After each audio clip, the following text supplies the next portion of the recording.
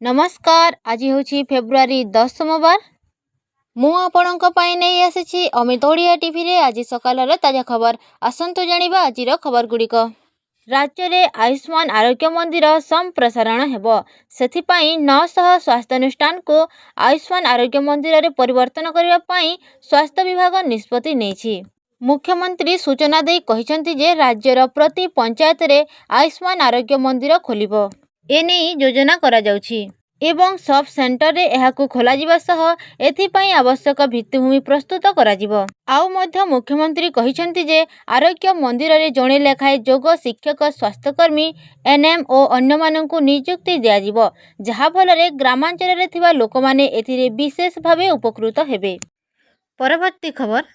जगतसिंहपुर सदर दुर्ग रे बजार स्थित पंजाब नेशनल बैंक रे अग्निकांड घटिथिबार सूचना मिली। गत शनिवार सकालू बैंक रो शटर बाट दे धुआं बाहर देखि स्थानीय लोके पुलिस को खबर देथिले। खबर पाई पुलिस और अग्निशम बाहिनी पहुंची बैंक रो शटर भांगिबा सहित निया को आयत्त करबाकू उद्यम करथिले। परवर्ती खबर।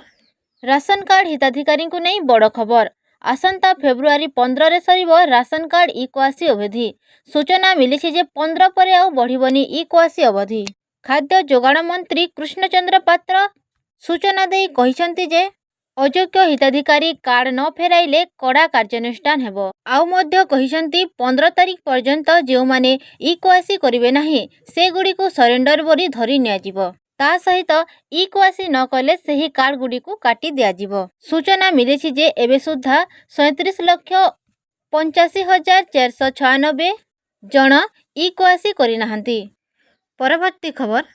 मुख्यमंत्री बड़ घोषणा। जाजपुरवासी को 1000 कोटी टंकार प्रकल्प भेटी देइछंती मोहन माझी। सूचना अनुसार जाजपुर जिला महोत्सव जजाति 2025 उद्घाटन उत्सव अवसर रे एने घोषणा करिसंती जे 50 कोटी टंकारे मां बिरजांक मंदिर उन्नतीकरण कराजिबो। 10 कोटी व्यय मंदिर निकटरे थिबा धर्मशालार संप्रसारण कराजिबो। यहा सहित 21 कोटी व्यय मां बिरजाहाट उन्नतीकरण करने सहित 3 कोटी टंकारे नूतन बस टर्मिनाल सह 1000 सीट विशिष्ट टाउन हॉल पई घोषणा करिसंती मुख्यमंत्री। परवर्ती खबर। विश्व देखिबो आधुनिक भारतीय कारीगर कौशल। रामेश्वरम एशियार प्रथम वर्टिकल लिफ्ट ब्रिज। सूचना मिली जे समुद्रर अचल जलराशि उपरे तैयारी होईछि एही रेल ब्रिज एवं रामेश्वरम द्वीपरु भारतर मुख्य भूखंड को जोड़िछि एही ब्रिज। समुद्र जलराशि रे 2 किलोमीटर अधिक लंबर तैयारी होईछि एही पमन ब्रिज। समुद्र रे बड़ जहाज आसीबा मात्रे स्विच टिपिले ऊपर को उठिजिबो एही रेल ट्रैक, पुणी जहाज जीवा परे तलकू खसीजिबो। सूचना अनुसार खूब शीघ्र प्रधानमंत्री नरेंद्र मोदी एहाको लोकार्पण करिवे। परवर्ती खबर। लालगड़ कुहाजाउथवा छत्तीसगढ़ बीजापुर ठारे पुलिस और माओवादी मध्य गुली विनिमय होईछि। सूचना मिली जे एही गुली विनिमय रे 31 जन माओवादी मृत्यु होईछि एवं एहा सह माओवादी गुली रे 2 जन जवान शहीद हेबा सह 4 जन जवान गुरुतर मध्य होईछंती। घटनास्थल जवानों को उद्धार करने को जगदलपुर एमआई हेलिकॉप्टर पठा जाइछि। परवर्ती खबर। कैबिनेट का बड़ निष्पत्ति जे हीराकुद डैम पाई बड़ योजना। महानदी रे बन्या नियंत्रण एवं हीराकुद बंदर सुपरिचालना कराजिबो। सेथिपाई राज्य सरकार आसंता 6 वर्ष रे 1067 कोटी 38 लाख टंका खर्च करिवे। सेथिपाई विश्व बैंक और एशियन इंफ्रास्ट्रक्चर इन्वेस्टमेंट बैंक सहायता रे डैम पुनरुद्धार हेबो एवं उन्नतीकरण प्रकल्प 3 रे हीराकुद बंदर मरामती हेबा सहित उन्नतीकरण एवं अन्यान्य काम हेबो। कैबिनेट अनुमोदन करिछि जे 6 वर्ष रे मोट 3टी प्रकल्प कार्यकारी हेबो। परवर्ती खबर। कालकाजी विधानसभा सीट्रु विजय लाभ करिथिबा आतिशी रमेश विरोधी को 3500 रु अधिक भोट रे हराइछंती आतिशी। यह सहित आप अनेक बड़ बड़ नेता मध्य हारिछंती। सूचना मिली जे दिल्ली रे आप पराजय परे गत रविवार इस्तीफा देइछंती मुख्यमंत्री आतिशी मार्लेना। सूचना अनुसार गत रविवार राजभवन रे पहुंची राज्यपाल को भेटी आतिशी तांकर इस्तीफा पत्र प्रदान करिछंती। परवर्ती खबर। ଛତିଶଗଡ଼ରେ 31 ନକ୍ସଲଙ୍କ ମୃତ୍ୟୁ ପରେ ବଡ଼ କଥା କହିଲେ ଗୃହମନ୍ତ୍ରୀ ଅମିତ ଶାହା। ସୋସିଆଲ ମିଡ଼ିଆରେ ନକ୍ସଲଙ୍କ ମୃତ୍ୟୁ ଘଟଣା ସମ୍ପର୍କରେ ଅମିତ ଶାହା ଲେଖି କହିଛନ୍ତି ଯେ 2026 ମାର୍ଚ୍ଚ 31 ସୁଦ୍ଧା ନକ୍ସଲ ମୁକ୍ତ ହେବ ଭାରତ। ପରବର୍ତ୍ତୀ ଖବର, ଅସହାୟ ଶିଶୁଙ୍କୁ ସଞ୍ଜୀବନୀ। ଓଡ଼ିଶାରେ ପ୍ରଥମ ଥର ପାଇଁ କ୍ୟାପିଟାଲ ହସ୍ପିଟାଲରେ ଖୋଲିଛି ମା କ୍ଷୀର ଭଣ୍ଡାର। ସୂଚନା ମିଳିଛି ଯେ ଏଠାରେ ମାତୃହୀନ ନବଜାତ ଶିଶୁଙ୍କୁ ନିଃଶୁଳ୍କରେ ମା କ୍ଷୀର ଯୋଗାଇ ଦିଆଯାଉଛି। ଗତ ବର୍ଷକ ମଧ୍ୟରେ 426 ଜଣ ମା ସ୍ୱଇଚ୍ଛାରେ ଏଠାରେ କ୍ଷୀର ଦାନ କରିଛନ୍ତି। ମୋଟ 6,46,633 ମିଲିଲିଟର କ୍ଷୀର ସଂଗ୍ରହ ହୋଇଛି। ସେହିପରି 1,416 ଶିଶୁଙ୍କୁ କ୍ଷୀରପାନ କରାଯାଇଛି। ସୂଚନା ମିଳିଛି ଯେ ପ୍ରତିଦିନ 3ରୁ 4 ଲିଟର କ୍ଷୀର ସଂଗ୍ରହ କରାଯାଇଥାଏ। କ୍ୟାପିଟାଲ ହସ୍ପିଟାଲ ପରେ ଏବେ କଟକ ଏଫ୍ସିଜିରେ ଏକ ମଦର ମିଲ୍କ ବ୍ୟାଙ୍କ ଖୋଲିଛି। ପରବର୍ତ୍ତୀ ଖବର, ମହାକୁମ୍ଭରେ ଆଉ 2ଟି ଅମୃତ ସ୍ନାନ ରହିଛି। ତାହା ହେଉଛି ମାଘ ପୂର୍ଣ୍ଣିମା ଓ ମହାଶିବରାତ୍ରି। ସୂଚନା ମିଳିଛି ଯେ ଏହି 2ଟି ଅମୃତ ସ୍ନାନ ହେବ ନାହିଁ, କାରଣ ମହାକୁମ୍ଭ ମେଳା ଗ୍ରହ ଓ ଜ୍ୟୋତିଷ ଶାସ୍ତ୍ର ଅନୁସାରେ ଆୟୋଜନ କରାଯାଏ। ପ୍ରକାଶ ପାଇଛି ଯେ ମହାକୁମ୍ଭ ମେଳା ଆସନ୍ତା 26 ତାରିଖ ମହାଶିବରାତ୍ରି ଅବସରରେ ସମାପ୍ତ ହେବ। ସେଥିପାଇଁ ଏବେଠାରୁ ନାଗାସାଧୁମାନେ ବାରାଣାସୀ ଅଭିମୁଖେ ଯାତ୍ରାରମ୍ଭ କରିଛନ୍ତି। ପରବର୍ତ୍ତୀ ଖବର, ପରୀକ୍ଷାକୁ ନେଇ କଡ଼ାକଡ଼ି ହେଲା ନିୟମ। ସିଏଚ୍ଏସ୍ଇ ପକ୍ଷରୁ ଆସନ୍ତା 18ରୁ ମାର୍ଚ୍ଚ 27 ତାରିଖ ପର୍ଯ୍ୟନ୍ତ +2 ଥିଓରି ପରୀକ୍ଷା ଅନୁଷ୍ଠିତ ହେବ। ସୂଚନା ଅନୁଯାୟୀ ପରୀକ୍ଷାରେ ଏଥର ସମସ୍ତ ପରୀକ୍ଷାର୍ଥୀ କେବଳ କଳା ରଙ୍ଗ କାଲିରେ ଲେଖିପାରିବେ। ଏଥର ପରୀକ୍ଷାରେ ପ୍ରଶ୍ନପତ୍ର ପ୍ରଘଟ ରୋକିବା ପାଇଁ କଠୋର ଆଭିମୁଖ୍ୟ ଘୋଷଣା କରାଯାଇଛି।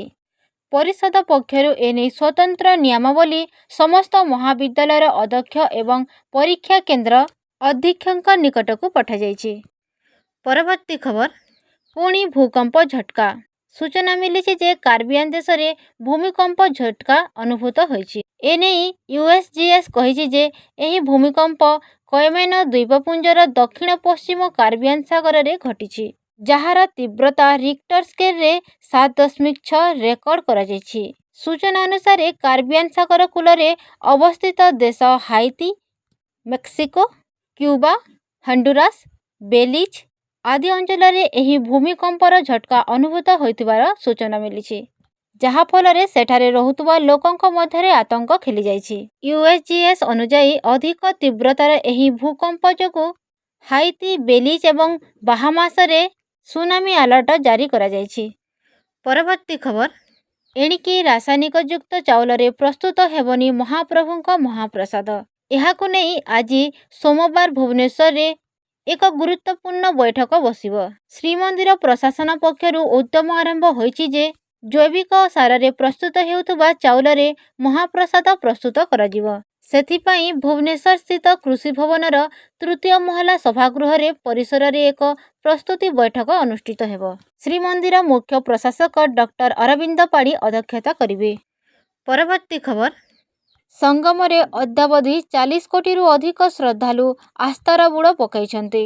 ସୂଚନା ଅନୁଯାୟୀ ମହାକୁମ୍ଭରେ ଆଦାନୀ ସମୂହ ଇସ୍କନ ସହ ମିଶି ଦେଶ ବିଦେଶରୁ ଆସୁଥିବା ଲୋକଙ୍କ ପାଇଁ ମହାପ୍ରସାଦର ବ୍ୟବସ୍ଥା କରୁଛି। ବିଶ୍ୱର ସବୁଠୁ ବଡ଼ ରୋଷେଇରେ ରାତିଦିନ 24 ଘଣ୍ଟା କାମ ଚାଲିଛି।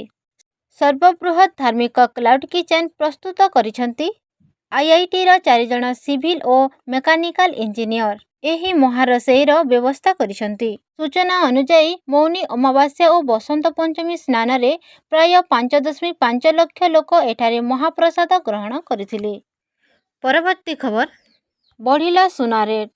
କେନ୍ଦ୍ର ସରକାର ବଜେଟ୍ ଘୋଷଣା କରିବା ପରେ ଓ ଆମେରିକା ରାଷ୍ଟ୍ରପତି ଡୋନାଲ୍ଡ ଟ୍ରମ୍ପ କାନାଡା, ମେକ୍ସିକୋ ଓ ଚୀନ ଉପରେ ଶୁଳ୍କ ଲଗାଇବା ପରଠାରୁ ସୁନା ଦରରେ ନିଆଁ ଲାଗିଛି।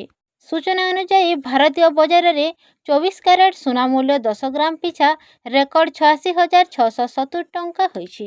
ଏହା ସହ 22 କ୍ୟାରେଟ ସୁନା ମୂଲ୍ୟ 79,450 ଟଙ୍କା ଛୁଇଁଛି। ଇଣ୍ଟରନ୍ୟାସନାଲ ମାର୍କେଟରେ ଦର ବୃଦ୍ଧି ଓଡ଼ିଶା ମାର୍କେଟରେ ପ୍ରଭାବ ପଡ଼ିଛି। ପରବର୍ତ୍ତୀ ଖବର, ନିଆଁ ଲାଗି ଜୀବନ୍ତ ଜଳିଗଲେ ମହିଳା। ଏଭଳି ଅଭାବନୀୟ ଘଟଣା ଘଟିଛି ପଟ୍ଟାମୁଣ୍ଡାଇ ଥାନା ଅନ୍ତର୍ଗତ ବକ୍ତାରପୁର ଛକରେ। ସୂଚନା ମିଳିଛି ଯେ ସବୁଦିନ ପରି ରବିବାର ସକାଳୁ ଦୋକାନ ଖୋଲି ବସିଥିଲେ କମଳା ସାହୁ। ଠାକୁରଙ୍କୁ ଧୂପ ଦେଇ ଗ୍ରାହକ ଅପେକ୍ଷାରେ ଥିଲେ। ତେବେ ପାଖରେ ଥିବା ବିକ୍ରି ପାଇଁ ରଖିଥିବା ପେଟ୍ରୋଲରେ କେମିତି ନିଆଁ ଲାଗିଯାଇଥିଲା ସେ ଜାଣିପାରି ନଥିଲେ। ଚାରିଆଡ଼େ ନିଆଁ ବ୍ୟାପିଯିବା ଦେଖି ସ୍ଥାନୀୟ ଲୋକେ ଦମକଲକୁ ଫୋନ୍ କରିଥିଲେ। ପରେ ଦମକଳ ଆସି ନିଆଁକୁ ଆୟତ୍ତ କରିଥିଲେ ଅଗ୍ନିଶମ ବାହିନୀ। ଆପଣମାନେ ଏହି ଭିଡ଼ିଓଟି ସମ୍ପୂର୍ଣ୍ଣ ଭାବେ ଦେଖିଥିବାରୁ ଆପଣଙ୍କୁ ମୋର ବହୁତ ବହୁତ ଧନ୍ୟବାଦ।